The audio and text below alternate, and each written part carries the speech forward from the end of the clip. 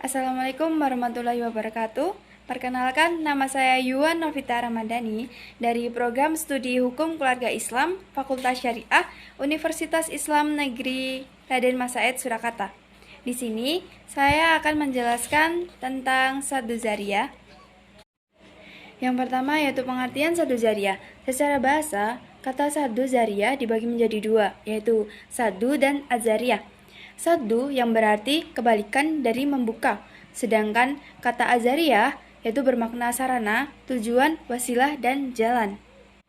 Saddu zariyah yang dimaksud dalam ilmu usul fikih adalah mana aqulu ma yatawassalu bihi illa syai'i mamnu'i mustamili ala mafsadati au mudarah, yaitu mencegah segala sesuatu perkataan maupun perbuatan yang menyampaikan pada sesuatu yang dicegah atau dilarang yang mengandung kerusakan atau bahaya.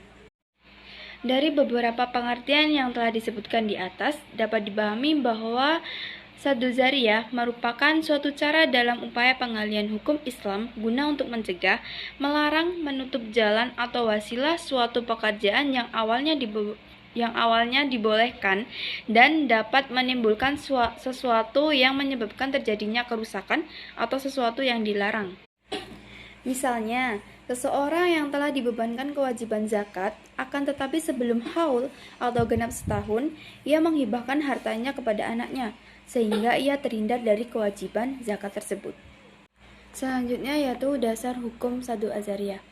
Pada dasarnya, tidak ada dalil yang menentukan secara jelas dan pasti, baik menurut nas maupun ijma' ulama tentang boleh atau tidaknya menggunakan Saddu Zariyah. Akan tetapi, ada beberapa nas yang mengindikasikan secara implisit dasar hukumnya. Dalil-dalil ini terdiri dari Al-Quran, Sunnah, dan juga kaidah fikih. Di antaranya yaitu yang pertama Al-Quran, yang terdapat dalam surat Al-Baqarah ayat 104 yang berbunyi, Ya ayyuhalladzina amanu la taqulu ra'ina wa qulu durna wasma'u walil kafirina adabun alim. Yang berarti, wahai orang-orang yang beriman, janganlah kalian mengatakan kepada Muhammad ra'ina, tetapi katakanlah unzurna, dan dengarlah, dan bagi orang-orang kafir siksaan yang pedih.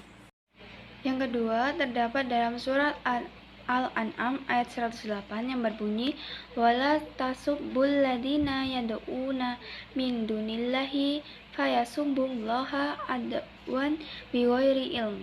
Kadzalika zayyana likulli ummati amalahum tsumma ila rabbihim marji'uhum fayunabbi'uhum bima kanu ya'malun. Yang berarti, dan janganlah kamu memaki sembahan-sembahan yang mereka sembah selain Allah, karena mereka nanti akan memaki Allah dengan melampaui batas tanpa pengetahuan.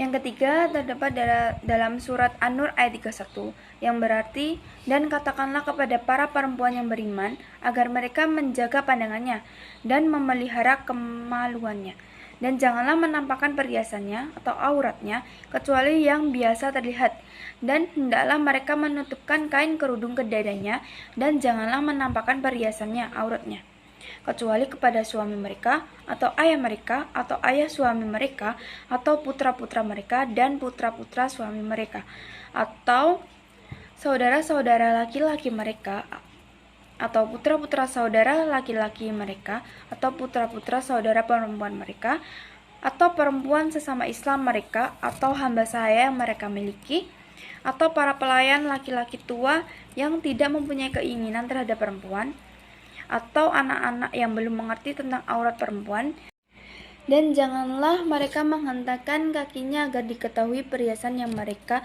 sembunyikan, dan bertobatlah kamu semua kepada Allah, wahai orang-orang yang beriman, agar kamu beruntung.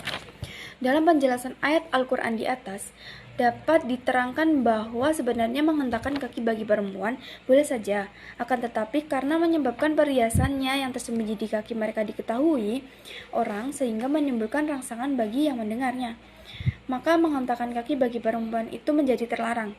Dari dua contoh ayat di atas terlihat adanya larangan bagi perbuatan yang dapat menyebabkan sesuatu yang terlarang, meskipun pada dasarnya perbuatan itu boleh hukumnya. Dasar hukum yang kedua yaitu sunnah. Yang pertama, Nabi melarang membunuh orang munafik karena membunuh orang munafik bisa menyebabkan Nabi dituduh membunuh sahabatnya. Yang kedua, Nabi melarang kreditor untuk menerima hadiah dari debitor karena cara demikian bisa mengarahkan kepada riba atau untuk ikhtiyat. Yang ketiga, Nabi melarang memotong tangan pencuri pada waktu perang dan ditangguhkan sampai selesai perang, karena dikhawatirkan tentara-tentara lari bergaung bersama musuh. Yang keempat, Nabi melarang melakukan penimbunan karena penimbunan bisa mengakibatkan kesulitan bagi manusia. Yang kelima, Nabi melarang fakir miskin dari Bani Hashim menerima bagian dari zakat agar tidak menimbulkan fitnah bahwa Nabi memperkaya diri dan keluarganya dari zakat tersebut. Dasar hukum yang ketiga yaitu kaidah fikih. Yang pertama, ma ada ilal harami fahawa haram, yang artinya apa yang membawa kepada yang haram maka hal tersebut juga haram hukumnya. Yang kedua, darul mafasidi muqaddamu alal jalbi masoli, yang artinya menolak kerusakan lebih diutamakan daripada menarik kemaslahatan. Berdasarkan pada kaidah di atas, dapat diketahui bahwa segala perbuatan dan perkataan yang dilakukan oleh mukallaf dan dilarang oleh syara terkadang menyampaikan dengan sendirinya kepada kerusakan tanpa adanya perantara di dalamnya, seperti zina, pencurian, dan pembunuhan. Terkadang itu juga tidak menyampaikan dengan sendirinya, tetapi menjadi wasilah kepada sesuatu yang lain yang dapat mengarah kepada kerusakan tersebut. Satu zaria dibagi menjadi 3 macam. Yang pertama, sesuatu yang telah disepakati untuk tidak dilarang meskipun bisa menjadi jalan atau sarana terjadinya suatu perbuatan yang diharamkan. Yang kedua, sesuatu yang disepakati untuk dilarang. Yang ketiga, sesuatu yang masih diperselisihkan untuk dilarang atau diperbolehkan. Bahasan di atas dapat disimpulkan bahwa Saddu Zariyah adalah menetapkan hukum larangan atas suatu perbuatan tertentu yang pada dasarnya diperbolehkan maupun dilarang untuk mencegah terjadinya perbuatan lain yang dilarang. Dapat dilihat juga, dasar hukum Saddu Zariyah adalah jelas, mulai dari Al-Quran, Sunnah, dan kaidah fikih. Sekian dari penjelasan materi saya tentang Saddu Zariyah. Bila ada salah kata, saya mohon maaf. Terima kasih. Wassalamualaikum warahmatullahi wabarakatuh.